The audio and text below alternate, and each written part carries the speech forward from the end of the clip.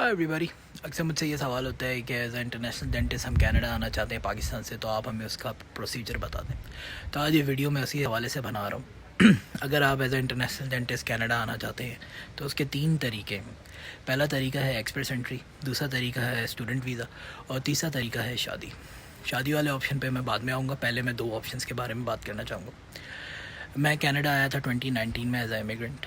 मैंने कनाडा इसलिए चूज़ किया था क्योंकि मैं एक बेहतर ज़िंदगी गुजारना चाहता था। मुझे ट्रैवलिंग का बहुत ज़्यादा शौक़ था, तो मेरे लिए एक नेचुरल अट्रैक्शन थी। मेरी फैमिली सारी यहाँ पर थी और मेरा यही प्लान था कि मैं कैनेडियन सिटीज़नशिप लेके तो फिर मैं वर्ल्ड भी ट्रैवल करूँगा और मैं अपना जो भी करियर है वो कनाडा में सेटअप करूँगा।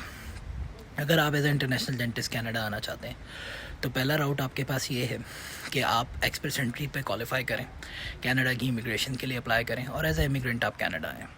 फर्स्ट राउट के बारे में मैं बात करूंगा, जिसको हम कहते हैं एक्सप्रेस एंट्री। एक्सप्रेस एंट्री ये है कि आप कनाडा की इमिग्रेशन के लिए अप्लाई करते हैं। एज ए इमिग्रेंट आप कनाडा आना चाहते हैं, उसके लिए कनाडा आपसे 3 चीज़ें मांगता है। पहली चीज़ है आपकी एजुकेशन, दूसरी आपकी लैंग्वेज असेसमेंट और तीसरा है आपका प्रोफेशन। जो भी इंटरनेशनल डेंटिस्ट कनाडा आना चाहते हैं वो एक्सप्रेस एंट्री के राउट के थ्रू आ सकते हैं। उसका तरीकाकार ये है कि सबसे पहले आप अपनी एजुकेशन की इक्वलेंसी करवाते हैं वेस्ट वर्ल्ड एजुकेशन सर्विस से।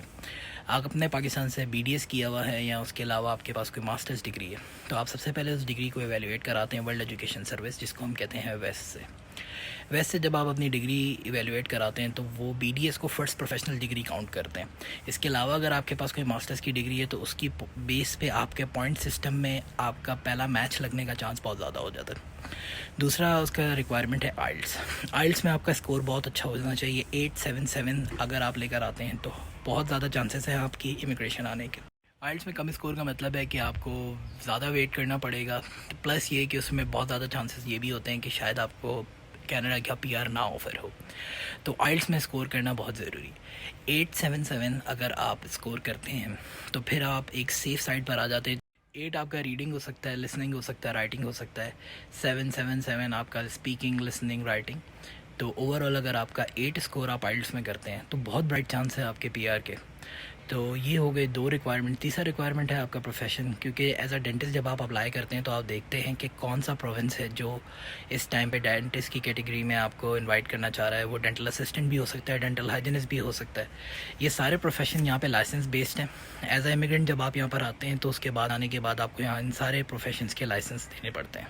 ये तीनों चीज़ें होने के बाद आप IRCC की वेबसाइट पे अपना अकाउंट बनाते हैं, वहाँ पर अपना आइल्स का स्कोर अपलोड करते हैं, अपनी एजुकेशन की इक्वलेंसी अपलोड करते हैं और फिर आप वेट करते हैं कि कौन सा प्रोविंस या कौन सा फेडरल का अगर कोई ड्रॉ हो रहा है और उसके अंदर अगर आपके जो भी पॉइंट्स बेस हैं आपकी एजुकेशन, आपकी एज और आपके लैंग्वेज की बेस पे, तो अगर उसमें आपके पॉइंट्स पूरे होते हैं तो उसमें बहुत ज़्यादा चांस होता है आपका PR आने का, इन्विटेशन टू कनाडा। मुझसे बहुत दफ़ा सवाल होता है कि क्या इसके लिए हम एक कंसल्टेंट हायर करें। मैं सबको डिस्करेज करता हूँ कंसल्टेंट हायर करने का, क्योंकि ये इतना इजी प्रोसेस है। अगर आपकी लैंग्वेज अच्छी है, अगर आप गवर्नमेंट की चीज़ों को नो हाउ रखते हैं, अगर आपको बेहतर रीड करना आता है गवर्नमेंट की वेबसाइट को, तो ये सारी रिक्वायरमेंट ऐसी है जो आप खुद भी कर सकते हैं। कंसल्टेंट को पैसे देने का कोई फ़ायदा नहीं है। एक्सप्रेस एंट्री के लिए आप खुद अप्लाई करें, उससे ये होता है कि आपको प्रोसेस की भी समझ आती है, प्लस ये कि जो भी चीज़ें जो आप अपने बारे में बेहतर जानते हैं वो कंसल्टेंट नहीं जानता। अब आते हैं दूसरे राउट पे। दूसरा राउट है आपका student visa. As a international dentist आप कनाडा में MPH कर सकते हैं, MPhil कर सकते हैं, MBA कर सकते हैं, कोई भी मास्टर्स की डिग्री। एज अ स्टूडेंट मैं डिस्करेज करता हूँ, क्योंकि कनाडा में जो एजुकेशन सिस्टम है वो बहुत महंगा है इंटरनेशनल स्टूडेंट के लिए। जो नॉर्मल स्टूडेंट यहाँ पे $5,000 या $10,000 फ़ी पे करता है, उसके लिए इंटरनेशनल डेंटिस्ट $20,000 फीस पे करता है। तो जब अगर आप यंग हैं और आप जब इजीली इमिग्रेशन पर आ सकते हैं तो मैं डिस्करेज करता हूँ कि स्टूडेंट वीज़ा का कोई फ़ायदा नहीं है, कि उसके लिए बहुत ज़्यादा पैसे लगते हैं।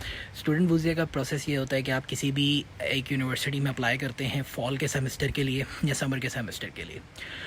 उनको आप ईमेल करते हैं, अपने डॉक्यूमेंट सेंड करते हैं और उसमें भी आइल्स की रिक्वायरमेंट है, लेकिन उसमें जनरल ट्रेनिंग नहीं है, लेकिन उसमें आपको जो एकेडमिक आइल्स देना पड़ता है। उसमें आइल्स का स्कोर अगर आपका ओवरऑल 6 भी है तो भी आपके बहुत ज़्यादा चांसेस हो जाते हैं, क्योंकि कनाडा चाहता है कि एज इंटरनेशनल डेंटिस्ट आप यहाँ पर आए हैं स्टूडेंट बेस पे, क्योंकि कनाडा को भी फ़ायदा है इससे। फ़ी जो है वो हर यूनिवर्सिटी की वो वेरी करती है प्रोविंस टू प्रोविंस।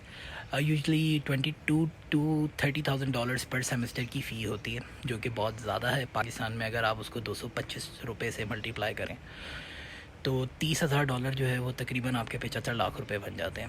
تو اگر آپ کے پاس ایکسیسو پیسے ہیں اور آپ ایز اے اسٹوڈنٹ بیس آنا چاہتے ہیں تو یہ دوسرا آپشن ہے کینیڈا آنے کا. اسٹوڈنٹ پہ آنے کے بعد آپ اپنی ڈگری کمپلیٹ کرنے کے بعد پی آر کے لیے بھی اپلائی کر سکتے ہیں. پی آر کا ٹائم گزارنے کے بعد آپ کینیڈین سٹیزن شپ کے لیے بھی اپلائی کر سکتے ہیں. تو یہ دوسرا راؤٹ ہے. اور تیسرا اور سب سے آسان طریقہ ہے وہ ہے شادی. اگر آپ کے پاس کوئی پوٹینشیل پارٹنر ہے کینیڈا میں اور وہ آپ سے انٹرسٹڈ ہے شادی کرنے میں تو دیر نہ کیجیے, پاکستان میں شادی کیجیے, اس شادی کو کینیڈا میں رجسٹر کیجیے اور اسپاؤسل ویزا کی بیس پہ 1.5 سال کے پروسیس کے بعد آپ کینیڈا امیگریشن کے طور پر آ سکتے ہیں اپنے اسپاؤس کی بیس پہ.